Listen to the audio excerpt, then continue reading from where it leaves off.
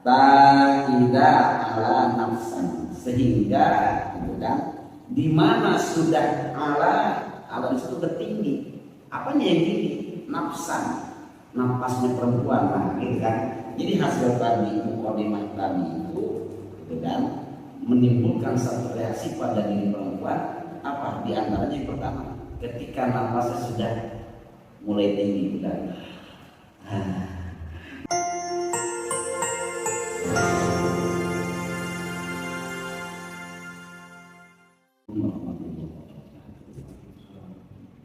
alhamdulillah pada kesempatan kali ini kita bisa kembali nonton ya.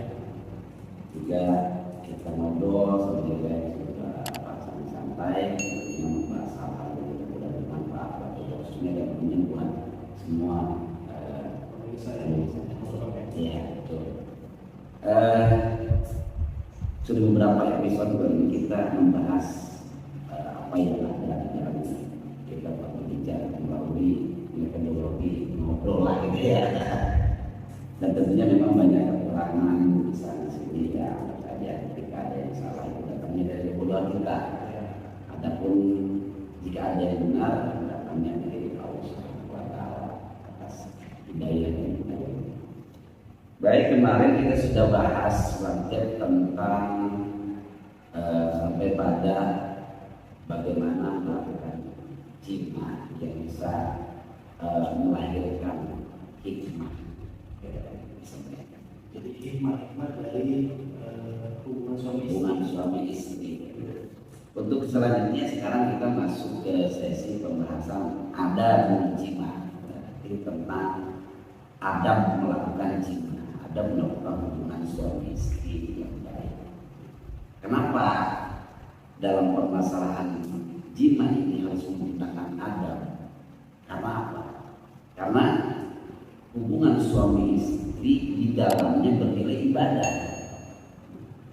Konsep dasarnya adalah Al-Quran, yang dimana Al-Quran menyampaikan nisa'ukum harsul lakum fa'tu harsakum amnasikum. Jadi kita melakukan hubungan suami istri di dalamnya diberikan otoritas, kebebasan. Fa'tu harsakum, terserah kita mau melakukan hubungan jima dengan istri kita dengan cara apa saja, kapan saja, di mana saja, dan anak itu terserah kita. Nah, dengan ada kebebasan seperti itu, maka di sini muncullah adab untuk berperan agar sesuatu yang bernilai ibadah ini menjadi betul-betul sesuatu yang bersifat ibadah.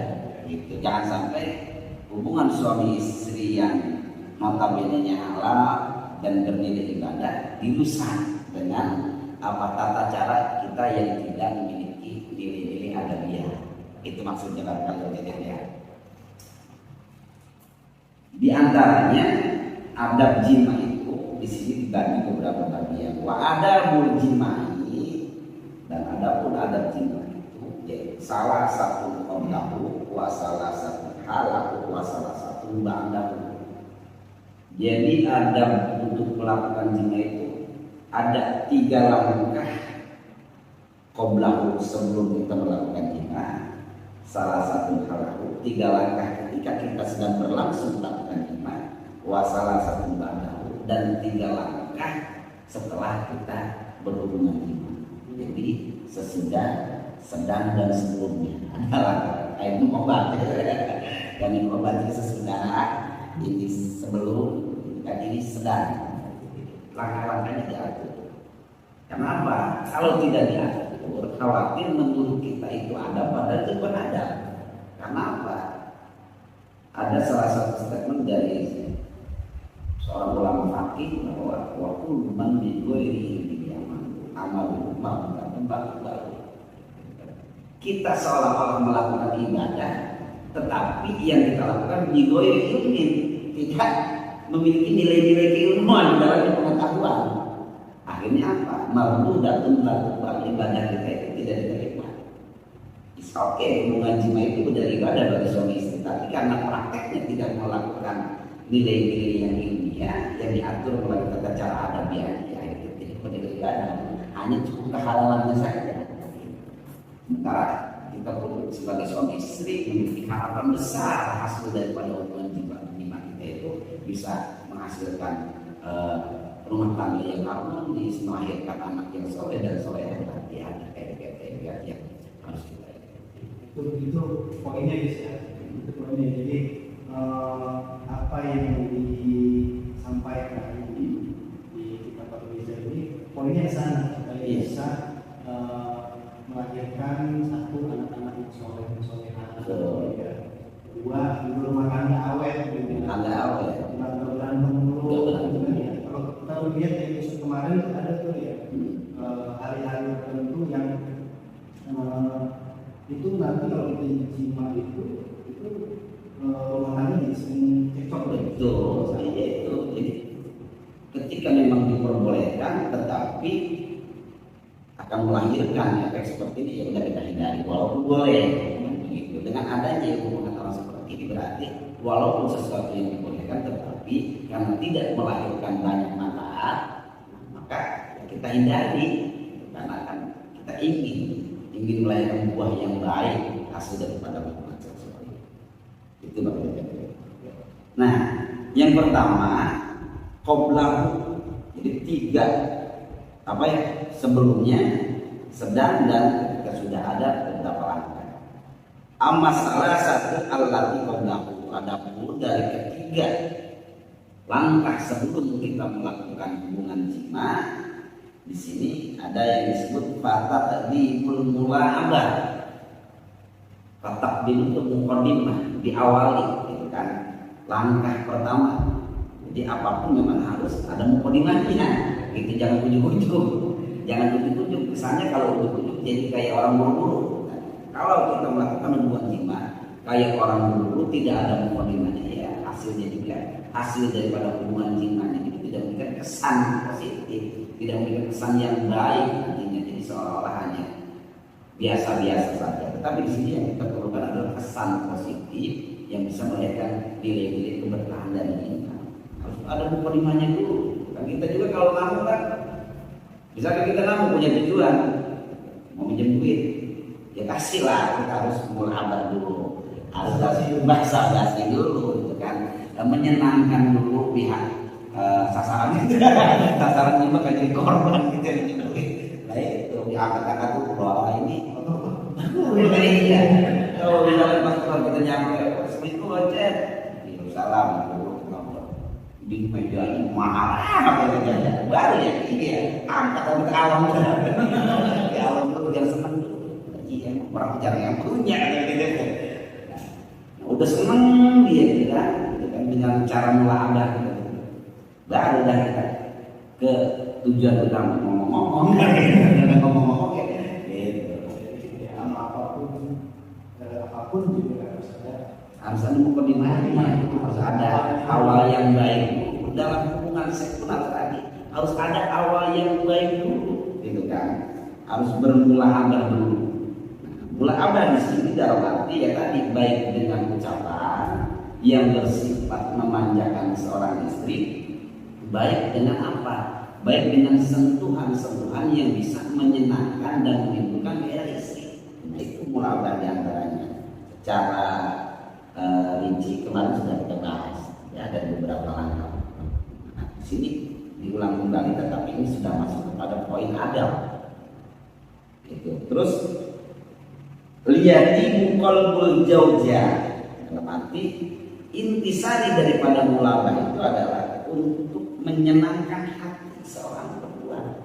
Jadi ada senang dulu gitu. Jadi kalau udah senang, kalau udah nyaman gitu kan, barulah dalam arti di situ waya tayassar mawadha, maka akan mempermudah segala bentuk maksud dan tujuan yang akan kita lakukan. Jadi sudah tidak ada lagi dalam arti keberatan dari seorang perempuan gitu kan. Jadi tidak ada lagi nilai-nilai paksaan, tidak ada lagi bahasa kewajiban berbuat ya seperti ini ya. Main kewajiban ini sampai seperti itu. Kalau sudah hatinya senang, gitu kan. Kalau sudah hatinya terpaut, kalau sudah hasratnya terbangun, maka akan mempermudah segala sesuatunya untuk kita melakukan hubungan tersebut. Hatta idza ala nafsan, sehingga gitu kan, di mana sudah ala itu sudah tinggi. Apanya yang tinggi? Nafsan, napasnya perempuan, nah, gitu kan. Jadi hasil tadi mukadimah tadi itu gitu kan, menimbulkan satu reaksi pada diri perempuan. Apa? Di antaranya yang pertama, ketika napasnya sudah mulai tinggi, udah udah kayak orang bengek gitu, udah keluar, udah kedengeran napasnya, udah ngos-ngosan, udah nggak kayak biasa dia, tapi udah panjang. Soalnya begitu udah mulai dari situ, dalam arti pendekatan kita sudah berhasil, kan gitu. Berarti mukadimah itu bisa diartikan pemanasan. Pemanasan, iya, bisa diartikan pemanasan karena tadi sangat tidak diperbolehkan, gitu kan? Karena ini ketika perempuan tanpa dilakukan acara seperti itu terlebih dahulu, ini juga kan akan menimbulkan masalah juga pada pada praktek hubungan jimatnya nanti, kan? Contoh, ketika perempuan belum terangsang, maka si misfiknya itu akan apa? Akan terasa seret. Jadi kalau udah terangsang itu sedikit dia mengeluarkan lendir-lendir, mengeluarkan cairan-cairan, sehingga ketika akan melakukan persenggamaan akan lebih mempermudah zakar seorang lelaki masuk ke dalam misfiknya. Karena apa? Kalau masih dalam keadaan seret, itu kan gak enak di lelakinya, tidak enak di perempuannya. Apalagi terutama perempuannya akan merasakan kesakitan. Ketika memang dia sudah mendapatkan sebuah rangsangan tadi dengan penuh kenyamanan, dengan cara kita bermulabah, maka dengan sendirinya misfiknya itu akan terbuka dan memberikan jalan untuk masuk, karena dengan sudah dikeluarkannya cairan-cairan lumasnya, jadi keluar olinya di situ. Iya, makanya udah keluar. Air apa? Kalau sudah keluar nanti, maka di sini dilanjutkan wa kasraqal quluha. Jadi kasur itu kan berarti banyak itu dalam cepatlah bahasa. Kalau detak jantungnya sudah terasa cepat. Jadi didengar oleh kita, diraba oleh kita nih, detak jantung perempuan sudah mulai kencang nih. Tandanya sudah kebakar gagal lagi kan? Jadi udah kebakar gagal kalau begitu, gitu kan? Apalagi kalau sudah muncul lagi waqalat iltizamur rajul. Waqalat di mana perempuan sudah meminta, dalam arti sudah muncul bahasa yang seolah-olah tidak tahan, ingin disegerakan, bukan? Jadi perempuan sudah ayo kan cepat kan? Kalau ayo keluar gitu kan? Kalau udah berburu-buru keluar, asli udah imannya. Maka di situ dan melihat, maka segera laki-laki itu mendekat pastinya, meluk istrinya, itu kan dalam arti menenangkan kembali, dalam arti tujuan menenangkan kembali karena kita akan melakukan langkah berikutnya. Ada beberapa langkah lain lagi. Langkah yang kedua daripada langkah qoblah tadi, kita masih permulaan belum jimatnya, kita masih mengkoordinasi. Wasaniyatu mura'atul halil jimah, dan yang kedua adalah kita harus bisa merawat jimah, menjaga apa yang perlu dijaga di sini, menjaga daripada problematika yang akan kita lakukan. Khawatir ini akan melahirkan ini, khawatir ini akan melahirkan ini, jaga kontrol. Ketika perempuan sudah tidak tahan, kita pun sudah naik, gitu kan, segala macam sudah memuncak, hasratnya sama-sama puncak, khawatir tidak kontrol, gitu kan, maka kita akan kehilangan adab. Karena di sini kita akan berbicara soal adab.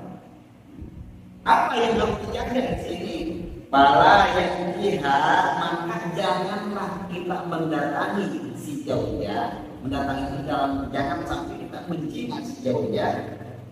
Barikatun, dengan posisi nungging.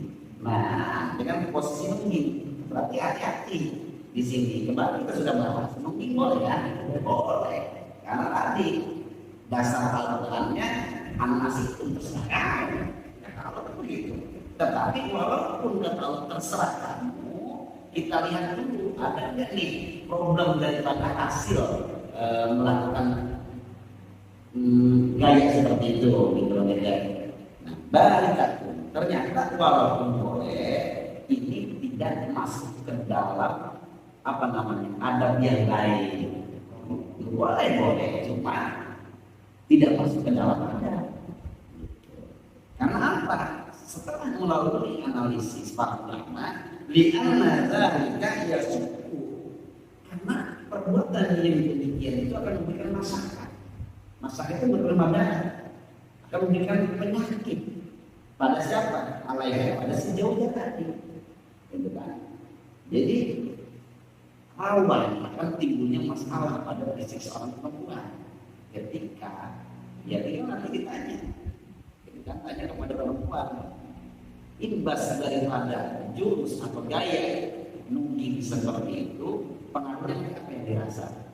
Masih ada. Kami ini sudah melakukan hasil riset dari tempat-tempat ulama. Itu diantaranya. Jadi tidak boleh walaupun diperbolehkan. Ini sedikit lagi masuk sambil menjawab pertanyaan netizen juga ya. Ada yang kemarin ingin berjelas masuk lewat belakang itu mana gitu ya. Nah ini karena perempuan ini memiliki lubang-lubang, ada kubul, ada kubul itu adalah lubang depan, kubul itu adalah lubang belakang yang tidak diperbolehkan oleh syara, yang termasuk kepada larangan yang jelas juga adalah lubang kubur yang disebut dengan sodom, kan? Nah, lubang depan pun ada larangan ketika dalam keadaan head, kan gitu. Ini memperjelas sekali namanya. Nah kalau yang kita bahas sekarang itu posisi mungkin posisi nunggu itu yang diperbolehkan tadi ketika posisinya dalam keadaan nunggu atau dobi style bahasa kerennya, tetapi sasarannya tetap yaitu lubang kubur. Boleh nunggu hanya saja. berarti yang dibahas di sini yang tidak boleh dari sini Ya. itu kalau memasuki ke Lubang kubur. kubur ya. Iya, itu lubang kubur yang kerap dulu dilakukan oleh kalangan umat Nabi Lut yang kita baca. Tidak diperbolehkan. Itu yang artinya akan menunjukkan Itu. Nah, iya, gitu kan. Dan ini juga walaupun kita masuknya ke lubang kubur yang depan dengan posisi mungkin, tetap dalam urusan adab itu menyalahi gitu. Dalam urusan adab menyalahi kan gitu ya. Walaupun diperbolehkan, tetapi tidak masuk ke dalam kategori melakukan dengan cara adabiah. Boleh berarti ketika kita melakukan hubungan dengan cara seperti itu, berarti kita hanya tidak mendapatkan keafdolan ibadah. Itu maksudnya. Boleh. Kalau kita ingin tujuannya hubungan suami istri beribadah, ya lakukan dengan cara-cara tuntunan para ulama kok. Nggak boleh ya. Kalau memang nggak boleh, gitu kan?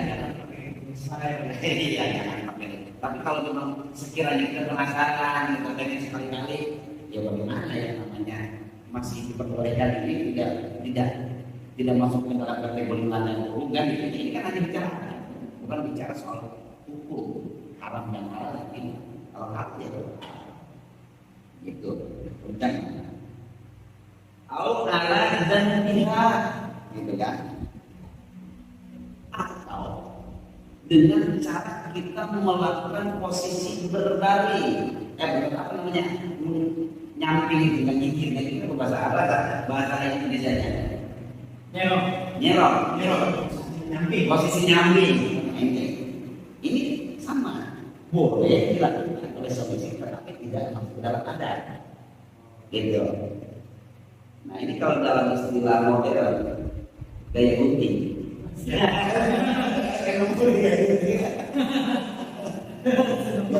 jadi perempuan dengan posisi kiri gitu kan kita posisi di belakang kakinya diangkat itu terus baru ini apa rudalnya masukin. Nah itu posisi miring boleh dalam hubungan seks seperti itu boleh tetapi secara adat tidak boleh karena ya laki-laki ulama sudah melakukan langkah ilmiah, gitu kan? Yang demikian itu li'anna zalika yuris, karena yang demikian itu akan mewariskan, akan melahirkan, akan memberikan efek wajah hasil, yaitu akan datang nanti indikasi berpenyakit lambung bagi seorang perempuan. Gitu. Jadi efeknya apa? Emah, gitu. Kalau emah ya, banyak kan sekarang orang penyakit emah. Jangan-jangan gitu, jangan-jangan sudah mulai banyak menggandrungi gaya seperti itu. Ini penyakit-penyakit lambung, bukan karena perlambatan, bukan karena kebanyakan, bukan makan, bukan karena kebanyakan kopi, tapi kebanyakan gaya seperti itu. Tapi ini hanya tandanya saja. Yang jelas ulama mengatakan jangan sekali-kali menggunakan gaya seperti itu jika kita ingin menjaga kesehatan, jika kita ingin menggunakan nilai-nilai adab dalam hubungan antara suami istri. Itu akan memperhatikan dunia. Wala yajaluha fawqahu, dan jangan pula yang menjadikan si jauhnya ini fawqahu, posisi di atas. Istri ada. Istri ada. Mana kesenangan jadi. Padahal tipunya dipendul gitu. Dipendul yang kayaknya enak sendiri. Gaya kalau kita aja. Momen ontok. Apa? Momen ontok. Momen ontok. Momen. Oh, momen ontok. Jadi perempuan di atas. Seperti Biasanya banyak disingkat wak gitu ya. BOT. BOT ya. ini imbas daripada emansipasi wanita. Enggak, itu. Jadi dan saya kira posisi seperti ini memang salah satu posisi yang sedikit banyak juga dibuat kaum laki. Dan juga ada yang juga, gitu kan. Terus bagaimana?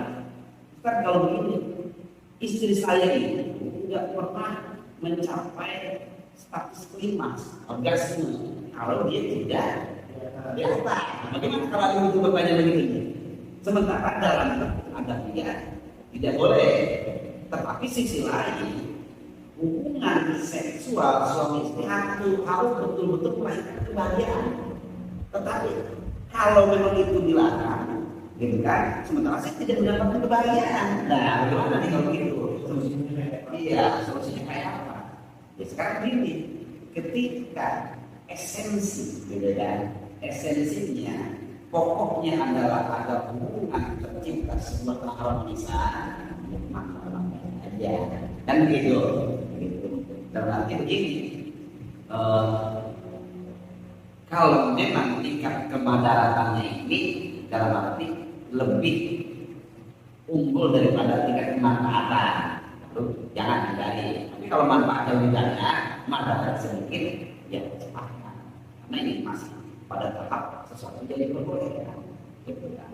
Itu jadi karena apa memang tidak diperbolehkan si perempuan itu, gitu kan, untuk berada pada posisi di atas, karena dalika, karena yang begitu yurisul iktikor, akan dapat melahirkan dampak penyakit rahim pada perempuan. Tidak begitu aja, gitu, dalam perempuan, gitu kan? Kalau memang apakah mengejar kenikmatan atau lebih terhadap indikasi daripada hasil dari perbuatan itu. Ya kalau misalkan penyakit itu misalnya penyakit itu yang kasih Allah, gitu kan.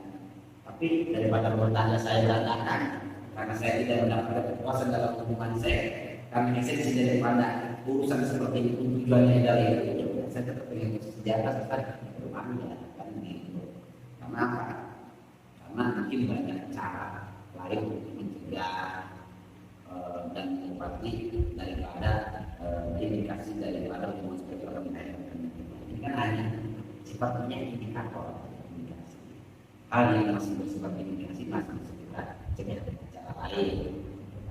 Karena ini bahasanya dalam kaidah usul fikih dalam pasif bukan dalam ada jalan masalah itu kan. Jadi mencegah kemadaran itu lebih penting daripada kita mengejar kejahatan, daripada kita mengejar keadilan, gitu kan. Terus akhirnya apa? kita tidak mengindahkan nilai-nilai yang bakal melahirkan perpecahan.